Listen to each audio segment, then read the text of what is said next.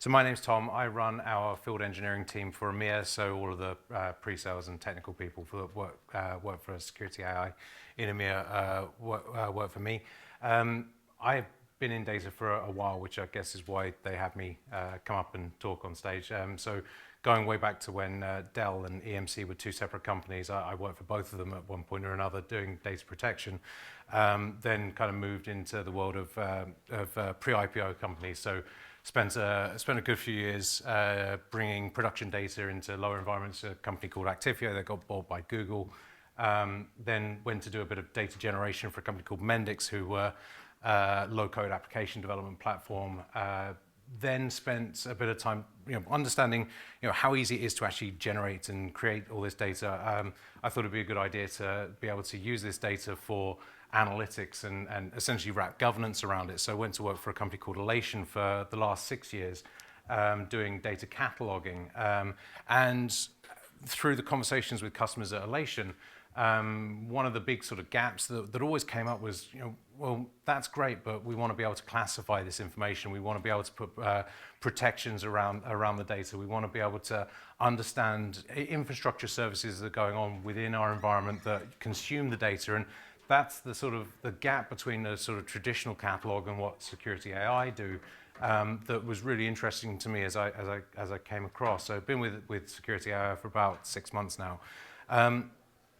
I'm going to warn everybody in this room, my marketing team don't like me very much because they give me a lot of very fancy, very flash product slides, and I then rip them to bits and do something a little bit odd and wacky before sort of just teeing up the point really. So bear with me for a while, and we'll get to the point later. And if there are any questions, obviously you can come see us on the booth for a proper demonstration, one that's more focused around what we actually do.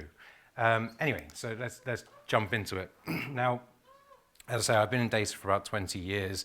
I'm not the youngest person in the room anymore, but neither am I the oldest. And I'm sure a lot of people actually remember the early 2000s, well, late 90s rolling into 2000s when we saw a dot-com bubble, the dot-com bubble burst. Now, I am a little weird. I do like to read a lot of articles on LinkedIn, especially when it comes to sort of emerging technical trends like generative AI. And we're seeing a lot of sort of negativity at the moment around, are we in the next dot-com bubble? And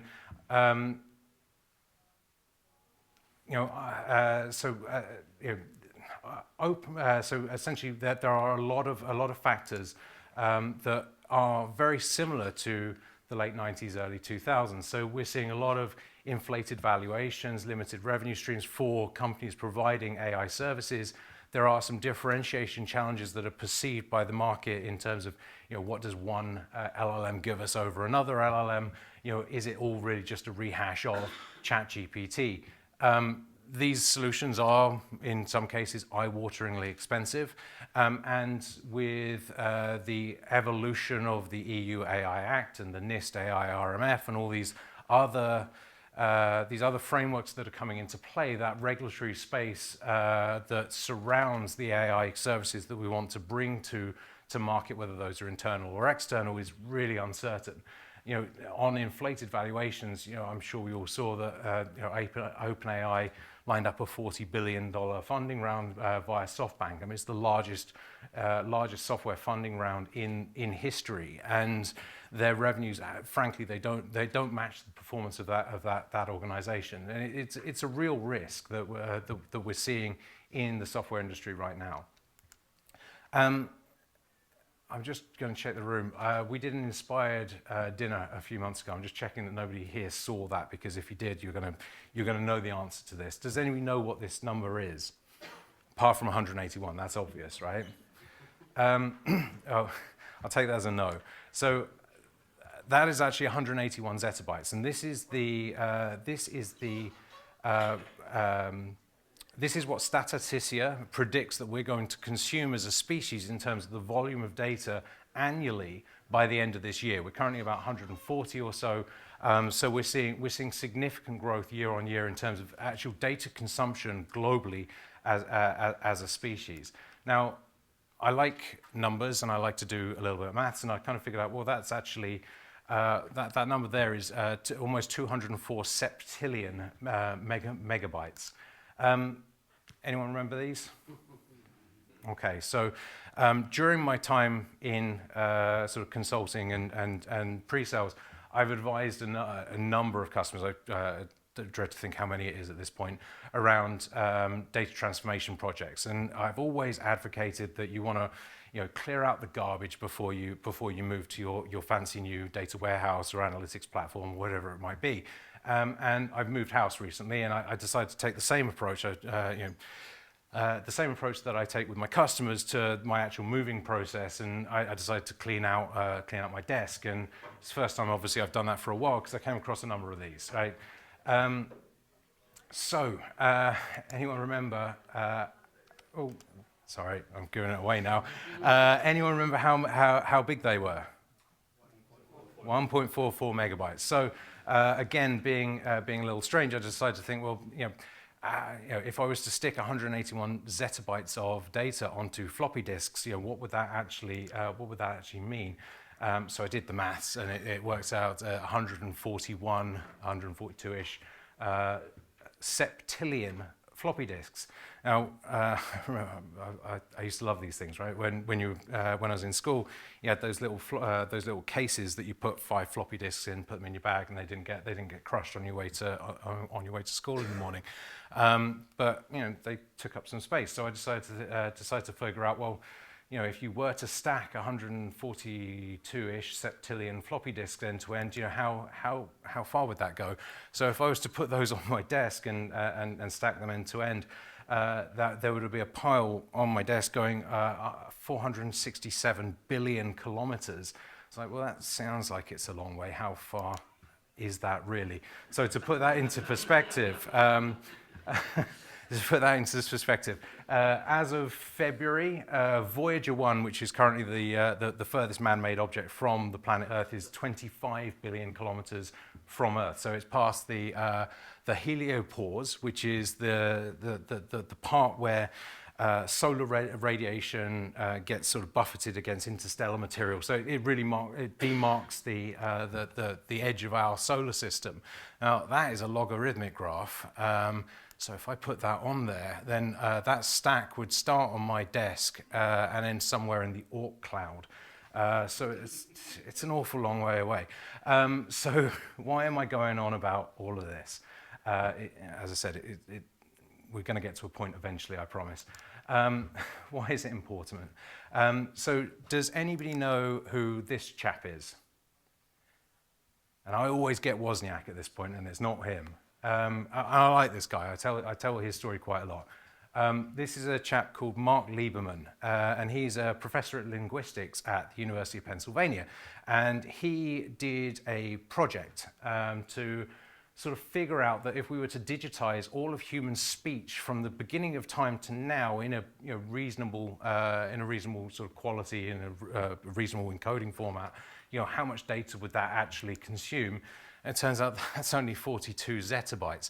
So we are consuming almost 4 times that amount annually as a species than it would take to digitize all human speech since the beginning of time. Now, the point of going through all of this is that everything that we understand about our place in the world, our place in the universe as human beings, so from personal patterns and behaviors in the things that we buy and the things we do on social media, all the way through to the products that we purchase and how they perform, through to global trends like trends in the stock market, trends in the financial markets, trends in weather patterns, all the way through to our advancement of our current knowledge as a species. So how drugs perform on the human body, the discovery of new solar systems through the James Webb Telescope, the discovery that the one on the right there. I love CERN. I think it's great, but that's actually the discovery of the Higgs boson particle at CERN. And really the point of this is that everything that we understand about our place in the universe, it exists in this data. And the challenge that we have is that traditional data analytic methods can't keep pace as these data volumes increase. And this is why we absolutely require artificial intelligence to further advance our knowledge as a species. And it's going to fix, hopefully, it's going to fix global problems like global warming, climate change. It's going to put us on Mars. It's going to really sort of expand our experience as human beings. We're beyond, apart from the James Webb Telescope, but we're beyond the really the ability to look through a telescope at the stars and understand more about our solar system. We're beyond measuring the speed that an apple takes to fall from a tree.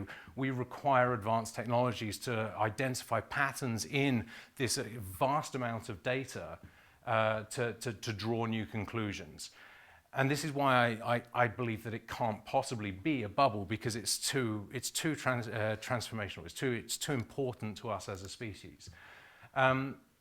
However, I'm not suggesting there isn't a real possibility of a market correction, especially in areas that fail to monetize effectively. So what prevents a bubble, right? These companies with inflated valuations, their performance need to match those valuations. They need to start selling some software. But in order to do that, organizations such as your own need to start seeing some quick wins. I've been talking to a bunch of people today, people from the NHS who are looking at patient care profiles, people from the AA who are interested in more intelligent routing of people, engineers to people stuck on the side of the road. There are all sorts of applications of artificial intelligence that improve our day-to-day operations, and that's where we're going to see quick wins. But in order to get those, we need to get adoption. And this is people internally, this is people externally. Consumers need to start adopting GenAI and AI products much more readily than they're doing today.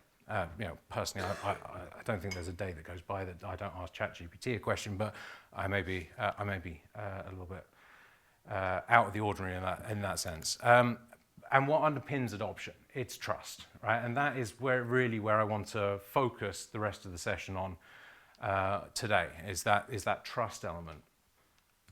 Now, we could continue the way that we're going without really digging into how we're actually building these AI applications. And the analysts tell us that there are huge benefits to be had from adoption of AI. I think it's McKinsey that have said it's going to be a $13 trillion opportunity globally for the adoption of AI services.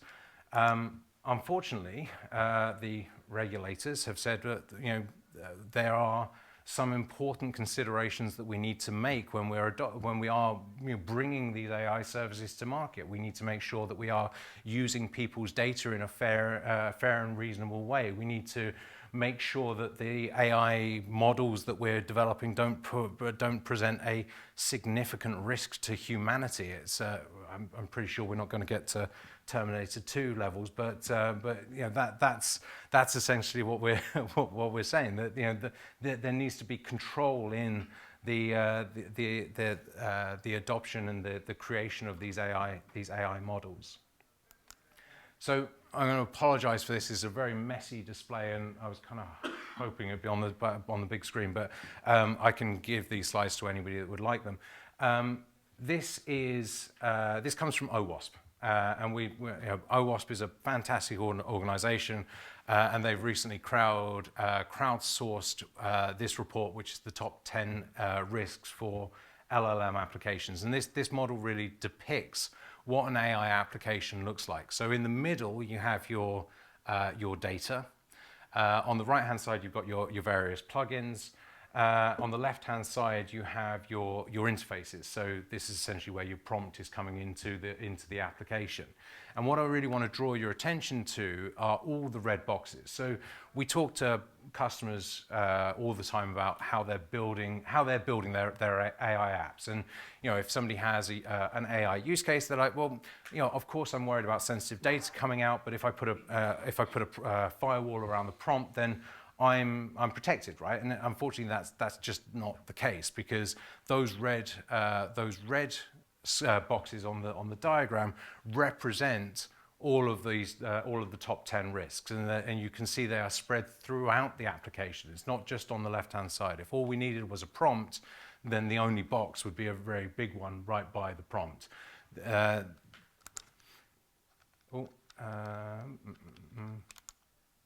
missing slides. Oh, that's good. I did check these slides, and they were in there. Oh, there we go. This is one that I wanted. So now, within your teams, there are probably some experts on the protection of AI. I'll have to skip around a bit. I apologize. So within your teams, there are probably some experts on the building and the protection of AI models. But for most of us, this is relatively new. We've got less experience. What we can see here is a tabular view of these top 10 risks, and what we can see here are there are some that are very well publicized. So, DeepSeek, for example, within about a week of them launching, they released, I think it was 3 million rows of personal data because of a prompt injection attack. So there are some here that we absolutely know about. They're in the news. But really, this is about prioritization, as opposed to trying to fix all 10 of them. There are certain actions that we can take around just a few that are going to have a big impact on the AI application at large. And what I'm really talking about here is sensitive information disclosure and excessive agency. So excessive agency really talks about those people that have access to the data that underpins the AI application. So apologies, skipping around.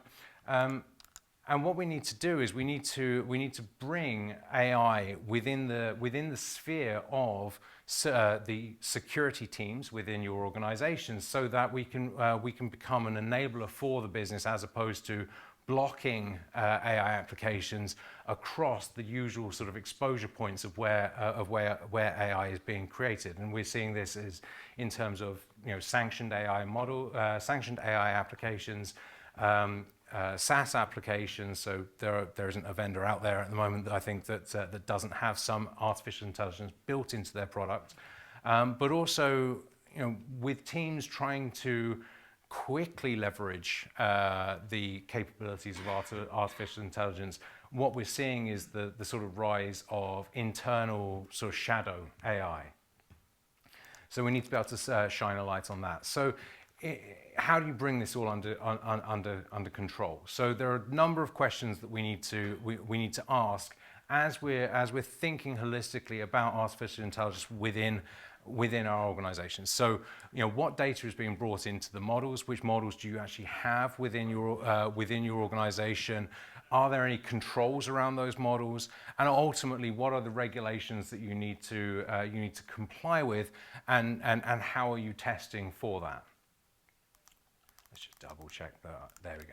Right, I'm back on track. Sorry about that. Skip through. Right, so at Security AI, what we recommend is a 5-step approach to AI governance. And surprise, surprise, it's going to come close to answering those questions we had on the previous slide. So really, with step 1, it's all about understanding which models that you have within your environment. So whether it's in your SaaS applications, your public clouds, your on-premise environments, having an inventory of those AI assets as they are created. Now, you can do this through APIs. It's actually quite easy to inventory a cloud environment, but this needs to be done on a continuous basis, so that as new services come online, they're captured and you can run assessments against what they're for, what data is being presented, et cetera, et cetera. The next bit is all about evaluating the AI models that are being used and really highlighting any risks that are associated with them. So most organizations are going to be using some open source services like Llama or something from Hugging Face, or some PaaS service from AWS. Now, each model comes with certain limitations. Some may be prone to hallucination in certain scenarios. They may be trained on data which is biased. They may be prone to certain types of jailbreak. You don't know which model your teams are using, but you need to be able to assess the risk of those models and give them guidance on the appropriate use cases. And there are some standard benchmarks that are out there, like Stanford Helm, that have produced metrics around how good a particular model is for a particular use case. So at this point, we've understood which models are there, and we've understood the risks around them.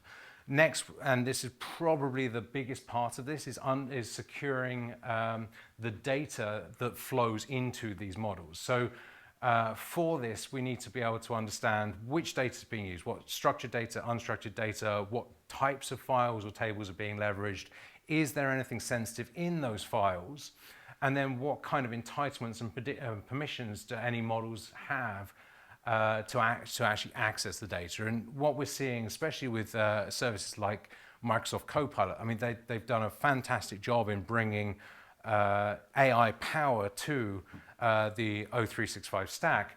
And I was discussing this with somebody over lunch. He's not in the room. I probably scared him off. The issue is, let's take SharePoint, for example, right? That SharePoint has been around for ages. OneDrive has been around for ages, and they were not architected, when they were implemented, they weren't architected for anything other than human beings looking at the data. So as humans, as we are, as we're sort of looking for information in SharePoint, we tend to stick within our domain because we know what we're looking for, and we rarely go outside of the areas that we know. Problem is, when you stick a Copilot over the top of it, all of a sudden everything within SharePoint is being searched across and helpfully presented to you if you have the right to see it. And those rights, those permissions probably haven't been looked at since the day it was implemented. The point here is that the landscape has changed faster than the architecture underneath it. And really, when it comes to that, we get to step 4, which is implementing control. So making sure that entitlements are correct, but also making sure that your AI applications are protected with firewalls. They do serve a purpose. So certainly at security, we have an approach of defense in depth. So we believe that a prompt firewall is not enough. We need to also look at, hey, what is being retrieved from the vector database when a prompt is actually executed? Is there sensitive data in there?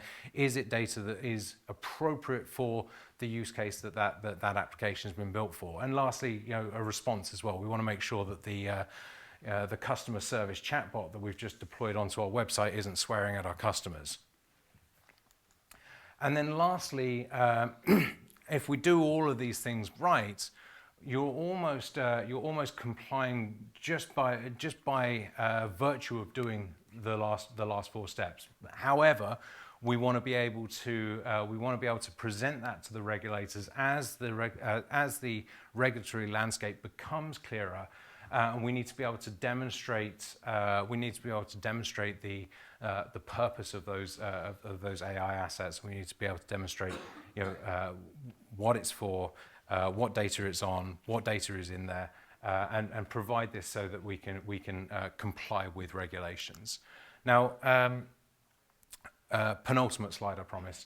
I'm going to bring this up really quickly because I don't want to be the person that's on stage just talking about problems and challenges.